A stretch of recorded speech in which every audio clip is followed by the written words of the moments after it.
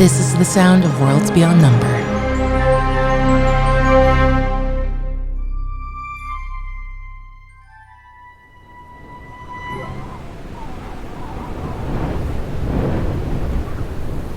Fire in the keep of the world's heart lit. Our companions now gathered around a window, pushed open by Ursulon, protector of the wizard sky and guardian of the witch of the world's heart. The scarf received from the apprentice of Indri, witch of wind and stars, has been tossed into the snow, and the ringing in your ears, Suvi, is gone. Shit, I should have seen that coming. I mean, it just seems to be the only thing that's changed. It was a gift from Neef, who I would like to kill right now. Was it from Neef, or was it from her mistress? Well, yeah, her mistress. Okay, well, her mistress is part of the conspiracy to eradicate me and my station, apparently. I just saw, through the fox's eyes, I saw her shouting at Marara, had her pushed up against the wall, wagging that pretty manicured finger in her face. And she said, "Did this give you any pause at all?" Obviously she had some idea. And I can't read Marara's lips because it's a mask. And then Indri says, well, who knows? Perhaps she knew more about your plan than you had let on. And she did come here with those Citadel wizards who are walking around the halls. Maybe she knows something from them. And then Marara said something. And then she said, well, I don't know about you, Marara, but 100 years ago, their tricks were paltry. And then 50 years ago, their tricks were paltry. And 20 years ago, their tricks were paltry. I keep saying as I finger quotes it. But that they are getting closer every time she turns around and time is running out. And they walked off, and then a fox is following Indri. Okay, they all want... Okay. Did she give you the scarf herself and everything? Neef gave it to me when I was walking back to my room. She said that it was with her mistress's permission. Look, I understand that was an oversight on my end, and my desire to give a witch a chance was immediately thrown in my face, and I've learned a lesson here. What, that was your take, okay. But that was happening right now? Yes. So that means Indri isn't listening right now to the scarf. And there was something about it feeling like it was going somewhere, but unless it was recorded or someone's listening, I want to find Neef right now, and I want to be very honest about what I want to do when I find her. Well, let's just talk first. We can just find her to talk. But yes, let's go find Neef. And what is it what's the explicit thing you'll be doing to Neef? I want to snap her neck. When you find her? Yeah. Well, we can't do that. But after we talk. And also, wait, you made a promise that you I know. I said I want to, not I'm going to. Okay, well, Ursulon can snap her neck then. No, I will not be snapping anyone's neck. Why don't you do it? I'll give you some leverage going back to... Okay, we're not going to... Hospitality rules. So we'll seek out Neef. That can be on the list. It isn't important now. Why was the wizard straw crying? What? When? When we first met, myself and the wizard straw. Oh, I must have missed that. Maybe I should go check in with my people and see if there's anything new to add to the pile of what's going on right now. Yes. I mean, I will be unavailable after dinner, as I do have arrangements that I've made. That's right. If you need me, it's not a date. I'm going to drink until I'm sick. Yeah, okay. The thing is, you didn't get to see what it was like when Heinrul's, when he was a wolf, but his, mouth was on Ursulon's neck, and it was, kind of, please, oh no. But also, huh?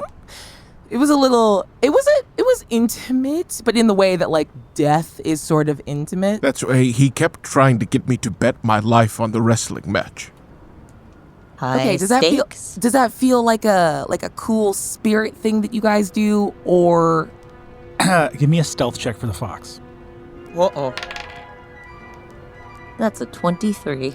Ooh! You sneaky little guy. He's sneaky. You hear in your mind, Ame, boss, you are not going to believe what I am seeing right now. Yes. Go for Fox. This lady is in a room. Yeah. Is that good? What? Anything else of interest? Yeah. Okay, I really can't move. What? She's gonna. If I move, she's gonna see me. I saw where she was heading, and I ran over here, and I hid under some stuff. And if I move, the stuff moves. Oh, I blink into the fox. It is blinding white. You see something you haven't seen before, but that I, your dungeon master, have described before. The fox is hiding under a pile of stars. The light fills this place, and because he is in one of the shelves, there is no shadow being cast, and because he's under a thing that's creating a lot of light, it's almost impossible to see. It's almost like he's behind a source of light, so he can see stuff, but he's totally hidden and has scrounged up and is like, it's perfectly irreverent and sacrilegious in the manner most keeping with the trickery of the fox, in that he has found a beautiful magical wonder and jammed his little body in there with its dirty paws. And looking out, you warg into him and see Indri. The doors of the Library of Stars are closed. She stands above a central well and raises her hand. The telescope moves, the dome opens, and starlight pools into the room. You see a number of new stars are pulled from the sky, and when she pulls them, you see the star they are pulled from remains, and the light moves and rejoins some of the stars on the ground, as though she is drawing water from a well or pulling silk from a cocoon. More light continues to come down into this place, and as the ceiling shifts, the telescope moves, and the glass is resealed such that the snow stops falling into the library. She raises a hand and says, "Morning wren song," and stars begin to float up from the wells. A huge assortment of stars surrounds her as she moves them in space, moving over to a central well filled with stars. She begins to pluck them from the air and suspend them perfectly in the center of the well, and look down as snow covers it, and you see a beautiful young woman with a patched blue corduroy witch's hat. She is gorgeous and young, and you see that she is in a courtyard surrounded with icy statues. And you see that Indri, looking exactly the same, is walking alongside her. The vantage point of this interaction is from on high, looking down. It gives you a memory as you watch through the fox's eyes of the starlight over the skylight in the lavatory in Gavriel, of how the ice fairies came down to the citadel. And you see this young woman with the blue corduroy patched witch's hat walking up, and you see there's something tucked into her coat as she approaches through this courtyard of statues. Indri, in this memory of starlight, goes, "Well, my deepest condolences about my sweet sister." And you see that the woman looks up and says, though that's very kind of you, and I hope just to commit myself well to her memory. And a little rooster's head pops out of her coat as morning wren song in the memory of starlight first comes to the keep of the world's heart. You see that Indri watches the short conversation and touches a finger to the image of starlight flickering on the surface of the well opening. And as she does, you see she studies it somewhat, looking at this moment, her looking exactly as she does now, and a young wren on her first coming to this place. She picks up that star again, and the image fades from the opening of the well. She moves it between her fingers as if in thought, waves her hand with dismissal, and the stars return to their place within the room. She moves to the doors and walks out. Fox goes, "Did you get all that?" Yeah. Okay. Yeah, well, all right. Do I know does it look like in this scrying or this library of memories, if the wells there are integral to retrieving them, to playing the memories? What you looked at in this place is that it doesn't look like this was a memory of Indri's. Or, I'm sorry, Right. memory from the stars. Yes, this is a recording of the memory of the stars. And the power of that is so vast, and yet must have its limitations. You wonder if there are indeed any memories in this place of what occurred in times of day, or deep in dungeons, or underground, or in places like that. And yet here in this library is recorded everything the stars have viewed in the long history of Umora. The wells themselves seem integral to it, but it seemed quite simple, and it seemed like there were two unrelated things that happened. It seemed like Indri in some way called upon new starlight into this place, that without her act of intervention, these memories could not be improved upon, that she called new light into the room of what the stars had seen since the last time she had been in the library was. And she said a name in full, a full name, to call a certain group of memories to her. And the vast amount of stars that were there, you wonder if that is due to the long and prodigious life, and the fact that Grandmother Wren was in many places of the globe, in many different stars, under many strange skies, could have been known to see her at one time in her life or another. Fox goes, "Well, boss, I could try to follow her, but I kind of had to cut across from her to get here before she got in, so..." Yeah, that's okay. You did so good. I got some fish stew here for you. Come on back. Be careful, okay? "You got it. I'll be there soon." He was crying, and it felt like I had betrayed, or in some way given up the secret by even suggesting that he might like the pancakes. But Oh, okay. and it was just very strange. I haven't spent much time with children. Yeah. But I did like Roro a lot. He seems really nice. I'm sorry. Oh, Ame's back. Oh, hey. I think we need to go to a library of stars. Why? I think there's memories there that we need to see. Okay.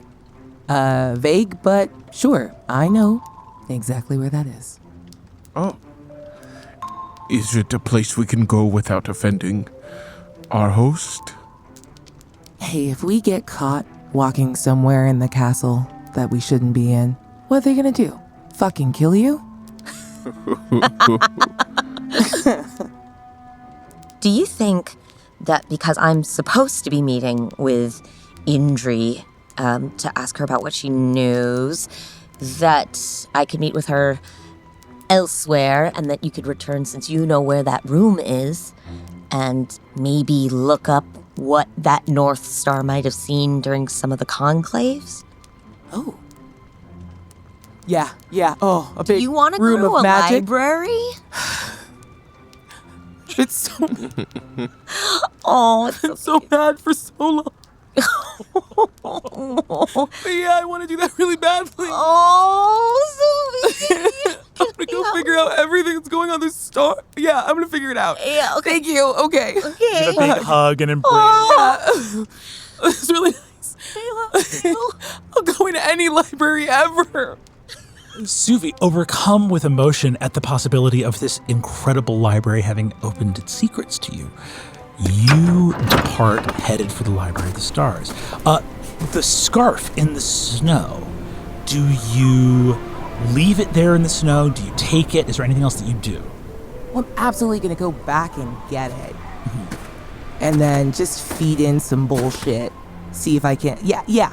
I'll take it and put it back on. Great. Go ahead and give me a deception check with advantage. 11. Okay. You put it on and, basically like have a little short conversation with your friends as you're departing. And are you headed straight for the library or are you headed elsewhere first? Right now, my game plan is I need to go check in with the other wizards. Great. You head towards the Silver Rampart chambers where your wizards are being housed. Before just as I was leaving, I think Suvi's just got a little bit of an earworm and is humming the Rain Road as she goes and heads back. Ooh, That's all. it's beautiful. Just a little reminder. Ursulon, where are you headed off to? I'm gonna stay. I'll stay at the keep with Ame. You stay at the keep with Ame, and you're just sort of kicking it at the keep before dinner. Are there in the keep? There are multiple rooms. Can I go explore them? Can I find out if, just in the way that the first Witch of the World's Heart left writing on the cobblestones? Can I explore the Or again, rooms? there wasn't writing; it was the symbology. Yes, the symbology of our station. Just in the way that the first Witch of the World's Heart left symbology of our station in the cobblestones, what other things have been left behind by the different witches that were in this keep? Give me an investigation check. Ooh. 14? You look through the keep for clues that could have been left behind or messages from previous Witches of the World's Heart. And you do feel as though this keep is very sparse.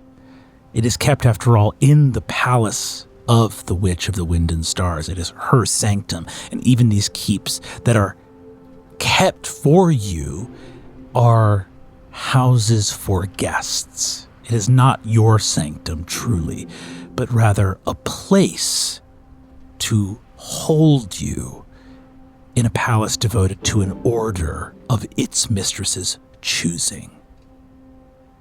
And I think you look out at all the other towers and keeps and wonder how old this palace is. And if maybe there were other keeps in times before there were only 5 thrones in that chamber. Looking at this place, you see that there is a small hanging hook for a wreath, though the wreath is long gone. And you see that beside it are a number of drawers that have some sewing supplies in them. Again, mostly unclear, but you see a few pins, a bobbin of thread. And I think seeing the thread and the pins, a little cushion for holding, a little pin cushion for sewing kit, it occurs to you in some way that as humble as you are, what the world's heart means, the coming together of disparate things that seem to oppose one another, if this coven itself were in a domain, whose domain would it be in? Perhaps there is some power here for you to work after all. Ame goes to wander the castle as Suvi heads on business to her imperial cohort. Ursuline, with Ame no longer staying in the keep, where do you go? I'm going to stay in the keep. Great. And I'm going to go rummaging through Ame's stuff. yes. And see if I can find some paint. Ooh, I love that. Suvi, you arrive at the Silver Rampart Chambers. You see Maddie, Straw, and Sworn are the three wizards that are here. Maddie, the young girl, Straw, the sort of stout helmswoman of the Meridian, and Sworn is a lanky, gawky, older sort of wizard. He is, I'm going to say, a transmutation specialist. I will, as I finish humming and walk in, oh, warm in here, and take off the scarf and make a bit of a sonic display of taking it off, folding up, and I'm going to bury it under as much shit in the front of this room as possible just to dampen it from. Hell yeah. Okay, catch me up. What have I missed? Straw says, Wizard Sky, we kept to our own in that room with the spirits as the conclave was occurring, but there was some talk of conversation between our honored friends, spirits of Woodland Lantern and that tree speaking to the wolf spirit that spoke to your friend and companion, your protector. However, in our investigations of this place, go ahead and give me an insight check. Yeah. 18. Straw is really rattled and messed up. Maddie, you can see in this moment, is blushing pretty ferociously, and you see that Sworn looks okay for the moment as well, but largely seems a little bit perturbed by some of what's happened between Straw and Maddie. There's like a weird vibe in the room. Yeah. Okay, good to know. Hold on. What is happening? Straw? What? Are you crying? What are you doing? It's a heavy pause here. Am I what? No, what's going on? You both look weird. Did something happen? Maddie turns her face down. Sworn puts his tongue in his cheek, and she says, "Nothing of any sort happened." I need you to talk to me. Whatever's going on now, I don't have time nor the empathetic impulse of my friend the witch to suss this out slowly. Fill me the fuck in or get back on the ship. I won't be spoken to in this way. And you see that Straw whips around and Misty steps out of the room. She vanishes. And you can hear footsteps running down the hallway. Sworn turns to you and says, "She's lost it. She's lost it." Maddie saw her with the Witch of the Wind and Stars. Oh, what? Hold on. Immediately bust out and I'm going to try to run her down. Okay. Hell yeah. Give me a wisdom saving throw. 7. Okay, you fling wide the doors and begin to run her down. As you do so, I think that behind you, you see Sworn whip around, and he is going to cast a spell on you. I'm going to need you to make a wisdom saving throw again. DC is 16. Okay. Natural 20. Natural 20. Okay, he is casting Hold Person on you. In this moment, as you fling the doors open and Sworn has cast Hold Person on you, what is your response right now? It is trying to figure out, is this trying to stop me? Is he trying to stop me for my sake or for Straw's? In the moment of hesitation, as you look at him, bat the spell away effortlessly, hear that Straw is getting away. As she sprints down the corridor, you hear,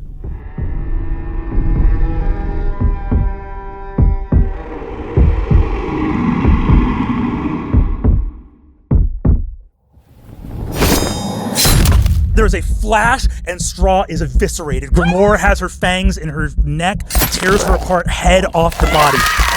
Limbs torn, uniform dismantled. Grimoire picks up her torso and slams it to the ceiling above her to let the blood drain down into her mouth and gulp it down her throat. Sworn is shaking in terror. The frightened condition returns to you in this moment, and the hold person was to save your life. Thank you. And I think there is just that fear, the racing heart, the tunnel vision, ears ringing, like full fight or flight, a panic Suvi didn't even feel when she was almost choked to death by an Undre. This is something different and so much worse. And I will spend my time composing myself. And I will leave Grimoire to her awful work. And I will resolve myself quietly in my own heart to seeing her destroyed. But I want to watch, because she is a monster. Do you step into the hallway to behold fully what is happening? Or do you remain in your quarters with Sworn and Maddie? I give a small nod to Sworn and turn, and from the doorway watch. Even soaked with fear, I will watch and understand her a little bit better. Give me an investigation check. 24. You watch blood drain down her chest. Body hits the floor. On a 24, you watch the horror so pointedly that at some point in the future, should Grimoire ever prompt a roll from you, you may choose to re-roll at one time. Gazing at the horror, the force of Suvi's curiosity gives her a bravery to watch the unspeakable, to know how to prevent it in the future. If you give her enough time to finish, I think there is a moment where Grimoire stands. You see from behind, she drags her forearm across the front of her mouth, wiping the blood from it. You can see the stain across her arm as it moves down to her claws. She turns her head just enough to catch you from the corner of her eye, not fully facing you. She fills the hallway with the force of her spirit. There's a long shadow, deep darkness, the feeling of eyes watching you from the tall grass, of knowing the power of something that is near you, of the worship you give to something when you know that it can destroy you. She picks up the staff from the ground and turns to prowl towards you. She locks her gaze in your gaze. Do you hold it? I want to try with everything in me. I am not a prey animal. I will not look away. I will allow you, separate from that success on that investigation, to re-roll your wisdom saving throw in this moment. 14. You are not a prey animal, and you are not a predator. You are standing in this moment with the bravery of conviction and of proving a point. Something that is in defiance of the world of prey and predator. You are showing bravery, which that type of bravery is adjacent to, but not deeply within, the world of beasts that is Grimoire's domain. You are not challenging her, but you are not running from her. And so like oil and water, you glide off of each other. She approaches with the staff in hand, kneels in front of you, holds it in both hands, and screws the top off as a bloody contract falls out of it. She gingerly deposits them, gets up, turns, falls to all fours, and lopes into the shadows and is gone. Reach down, grab the contract, leave the staff, return to the room. As you walk back in, Maddie vomits. Sworn massages his forehead and says, as you close the door, says, I am so sorry, Wizard Sky. No. You have nothing to apologize for. You were correct, and you have saved my life. Thank you.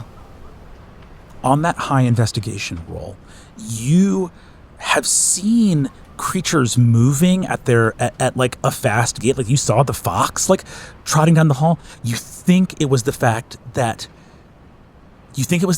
Straw was fleeing from you. Like you terrified her and she ran, and you think it would be dangerous to run at all. It's quite dangerous to run at all. It is a guarantee of death to flee within, who knows, a mile of this witch. God.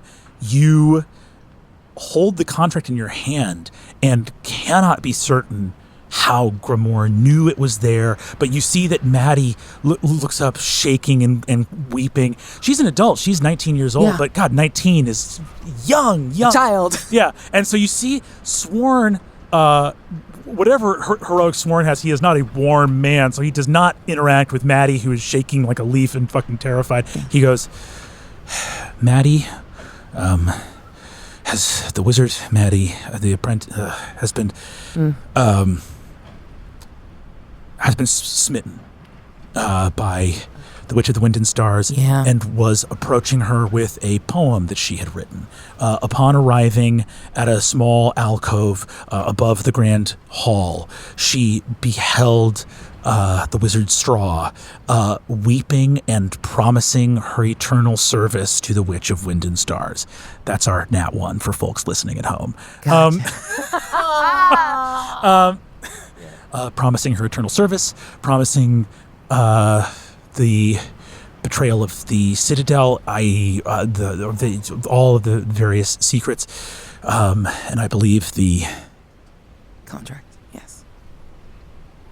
I don't believe there is anything left for you two to do here within these walls. Maddie, just shaking, goes, we're surrounded by monsters. We're surrounded by monsters. We're going to die in this castle. I'm going to immediately, and I think it's while making eye contact with Sworn, just sort of walk over and like catch Maddie up and hold her and just pat her back while she's crying. Sworn like stiffens up in the strangeness of this in the ways in which the Citadel is a military, but it is a school, but it is also a home. Yeah. He has a moment where he doesn't reproach anything you're doing, but Maddie just sobs into your chest. And you can feel it too. Even sitting here in this moment, you still think the Witch of the Wind and Stars is the most beautiful face you've ever beheld. And Grimoire the most terrifying. They are monsters, but you will not die here. I want you to compose yourself on your own time. Pack your things, and when you are ready, I am ordering you to return to the ship to wait for me there. She looks at you, and in this moment where you can see that she has fallen in love with the Witch of the Wind and Stars, you have picked a perfect moment to make this order because she is more terrified of Grimoire based on what just happened.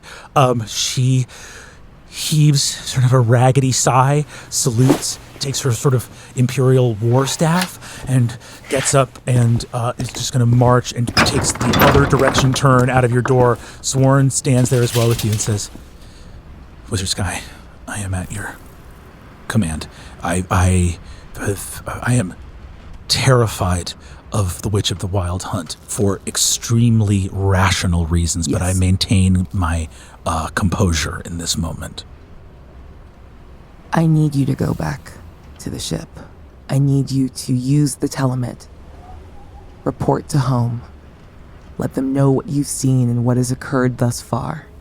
And if I am not back at the ship in 3 days, leave with the express hope from me that if I do not come back to the ship, I want you to return with as much firepower as possible and scorch this earth. Your wish is my command, Wizard Sky. He salutes, takes his staff, and marches out the door. And I'm just gonna sit down, and once it's quiet, just throw up.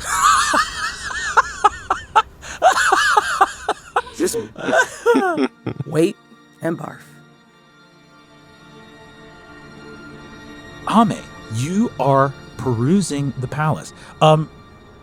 Give me some kind of skill check, if you can, about what it is you're attempting to do in this moment. Like what are you? If it's totally just you're ambling around, we can do a different check. But where are you sort of headed? Do you have an intention in mind? I'm going to give you a survival check. In this moment, I'm thinking about the message that the sewing kit gave to me. I am holding the bobbin in one holding the bobbin in one hand and the needle in the other, and I'm kind of wandering around. What is the thread that connects us?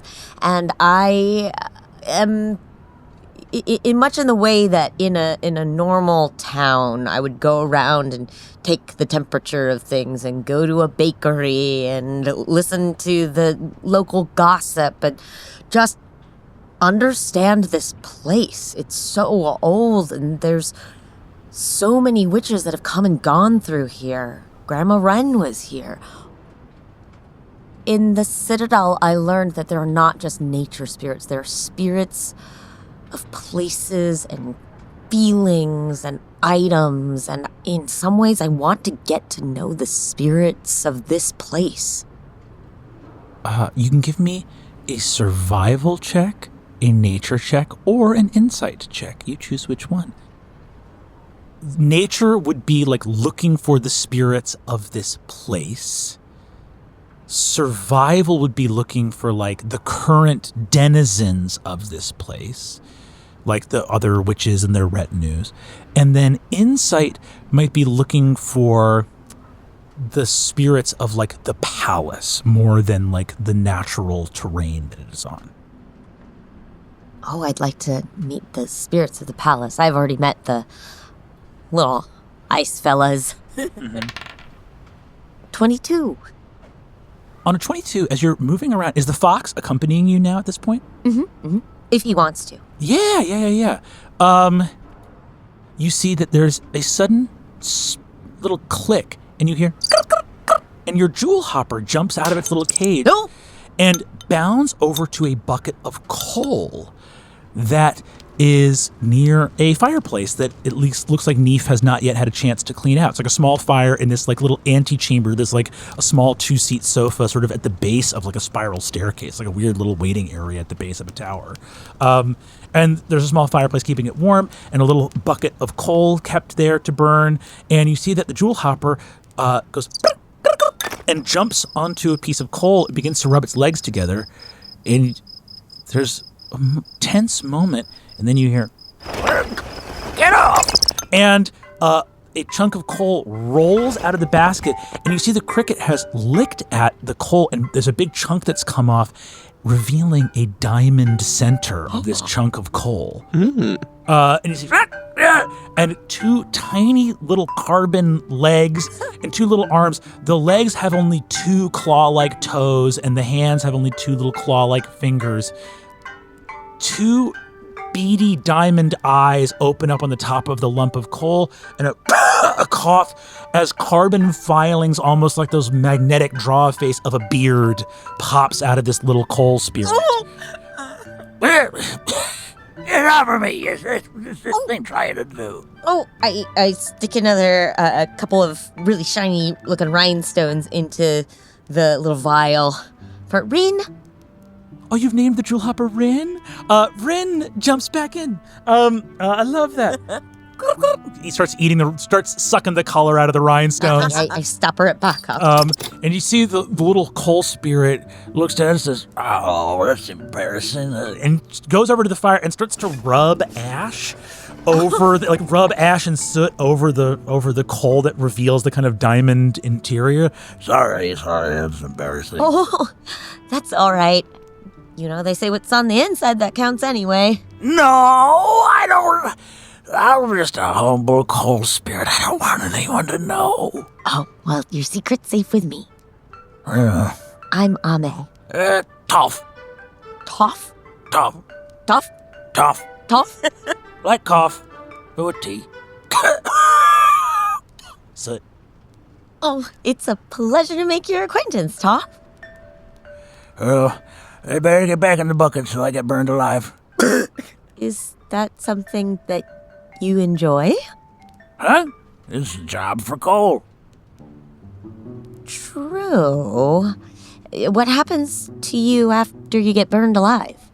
Do you become a soot spirit? Probably just the top part would burn, and then I gotta go find more coal to rub on me. But, you know, it's for work. It's a living.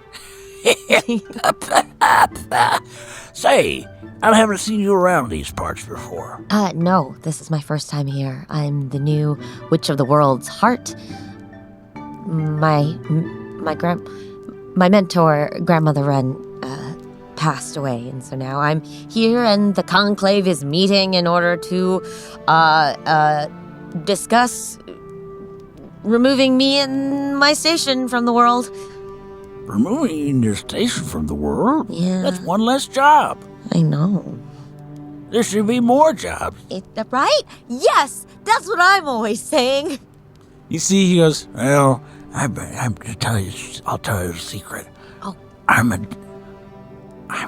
Well, someone in the palace is a gem, but, you know, there's not anything gems do. They sit on a hilted sword or up on a jeweled dagger, and what good is that? Just sit there and do no good for nobody. So I've been a piece of coal. I've been burning in fires here for a couple 100 years. Oh, did you ever meet Grandma Wren? She was, I suppose, back in the day, she was a pretty witch with a patched corduroy hat like mine. Yes, Rooster. Yes! Oh, Taro, yeah. Yeah. Well, I knew Wren. She was very kind. She found my secret out, too, and she never told anybody. Oh, that's Grandma Wren for you.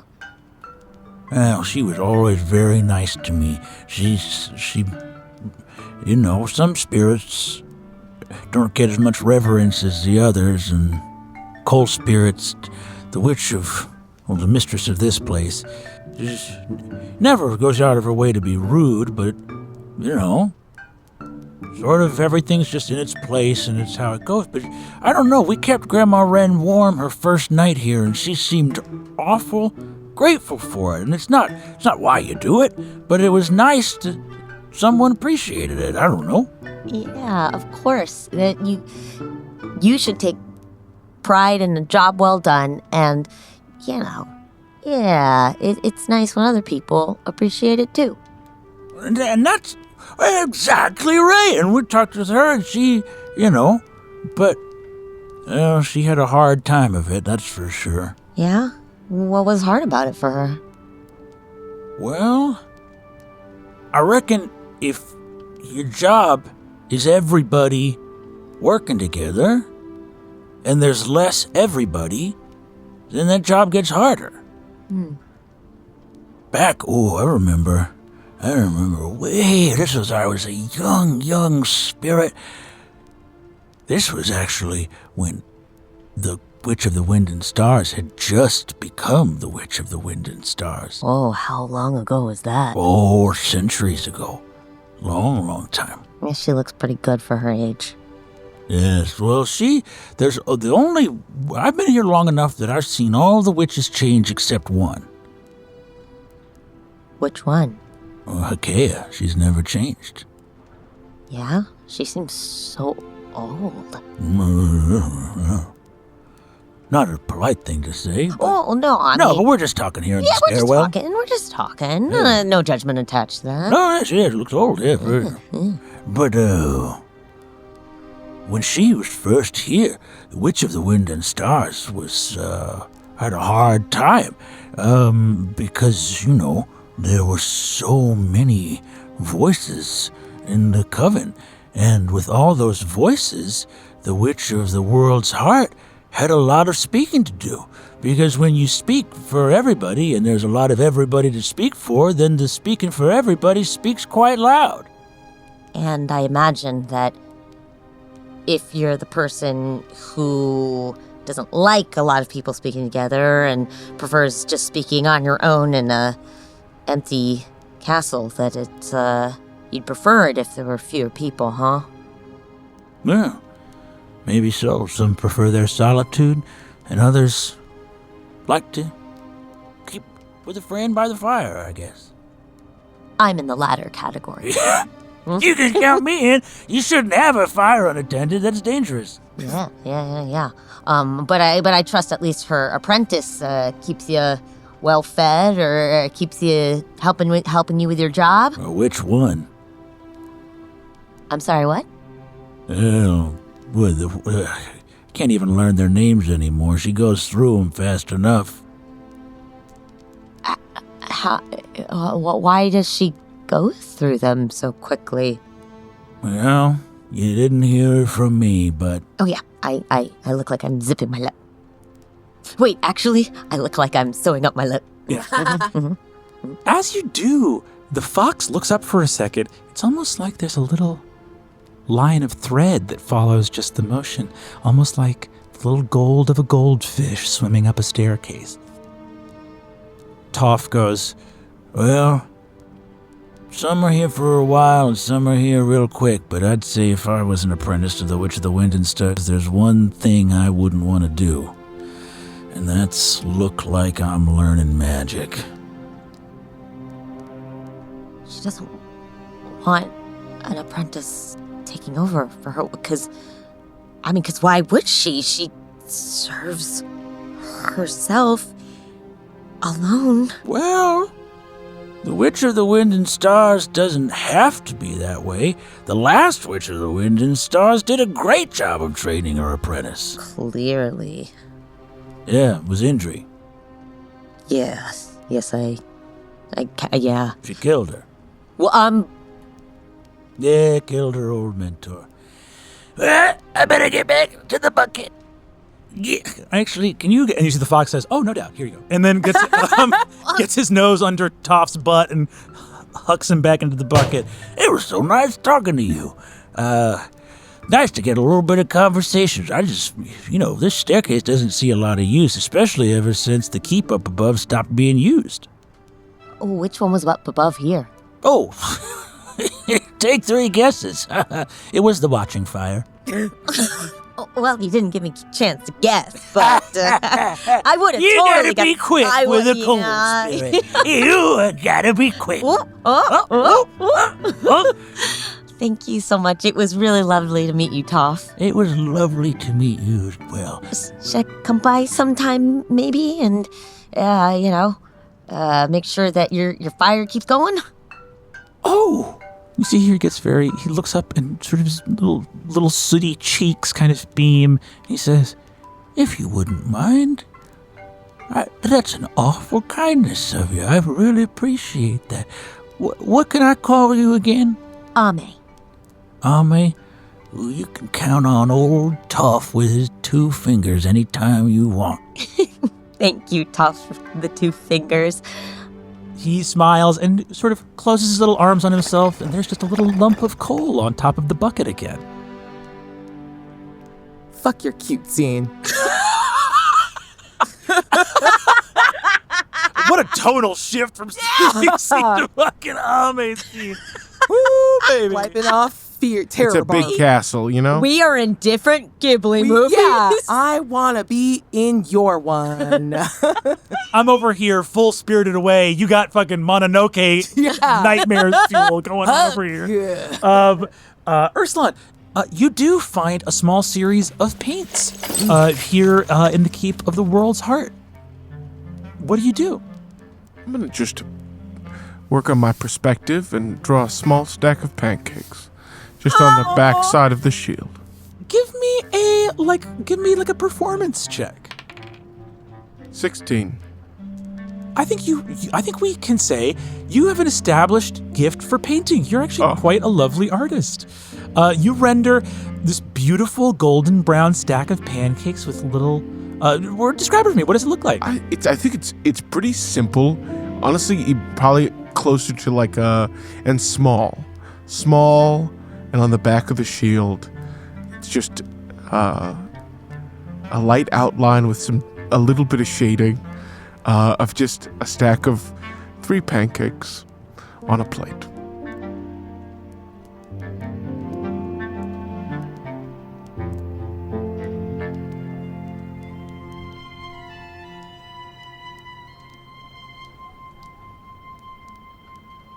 I think the 3 of you converge again. And Ame, you realize that you don't really have time to go upstairs right now because dinner is about to start. You hear it being called.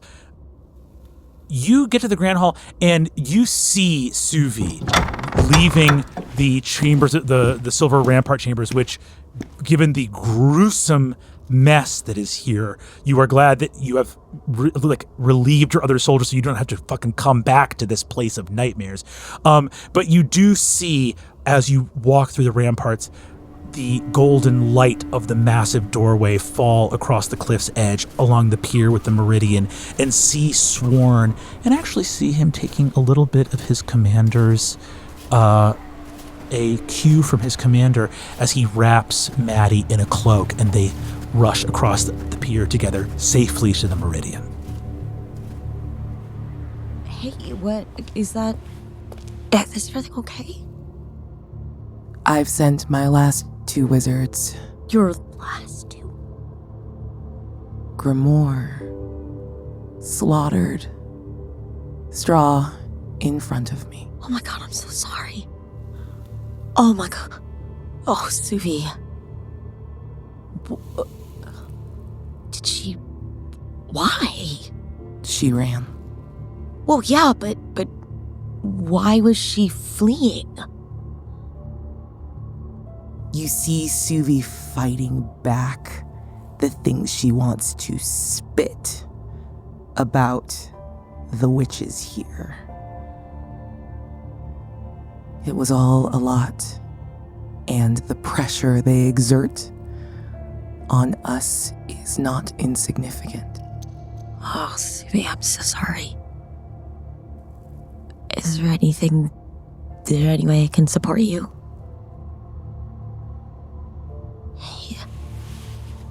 I slip my hand into yours, if you allow it. Yeah, Suvi squeezes your hand back.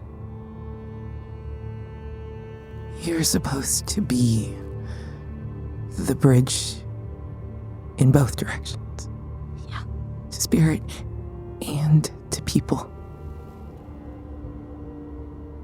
It doesn't feel like your coven cares much about us at all.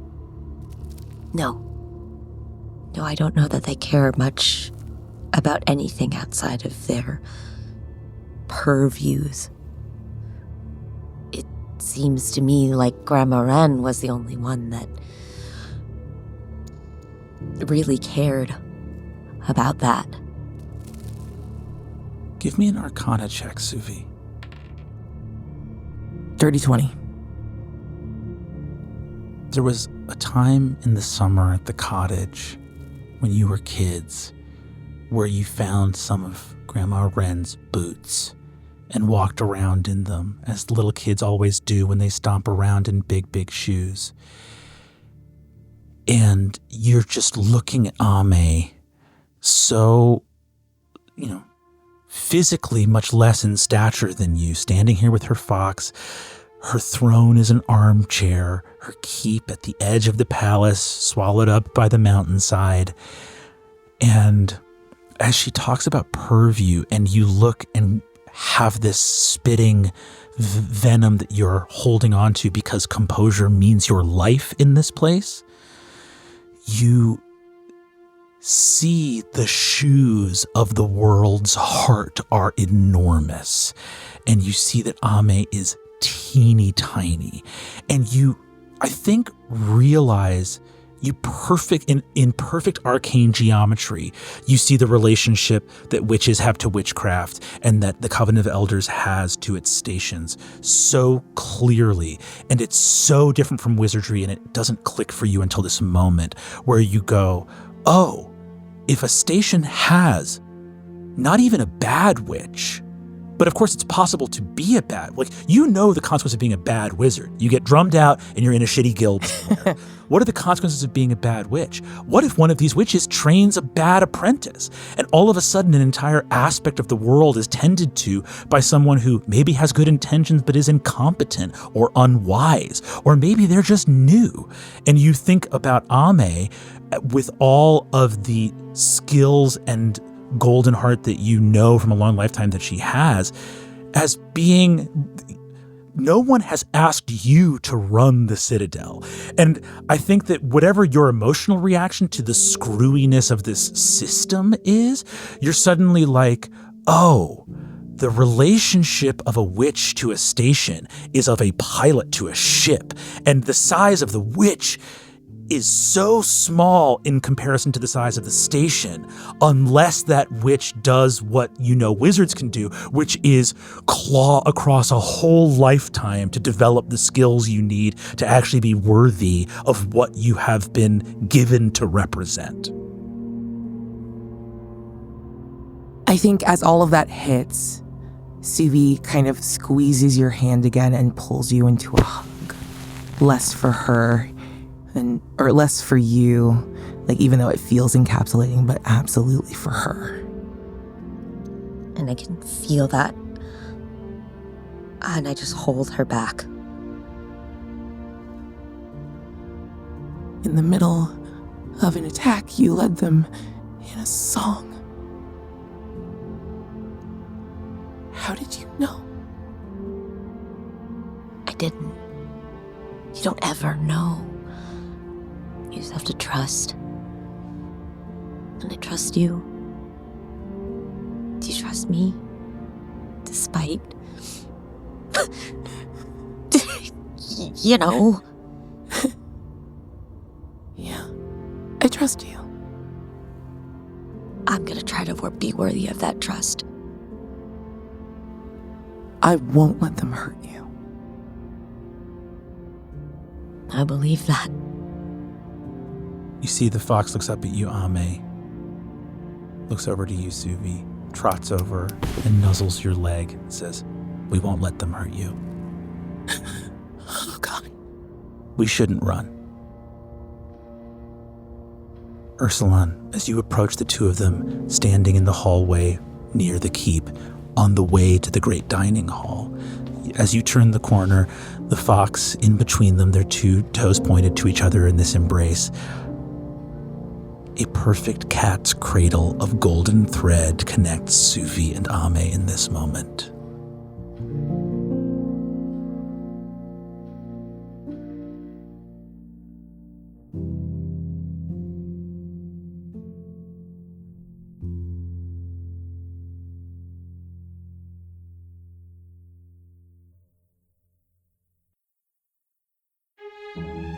That was Lou Wilson as Ursulon, Erika Ishii as Ame, Aabria Iyengar as Suvi, and Brennan Lee Mulligan as everyone and everything else.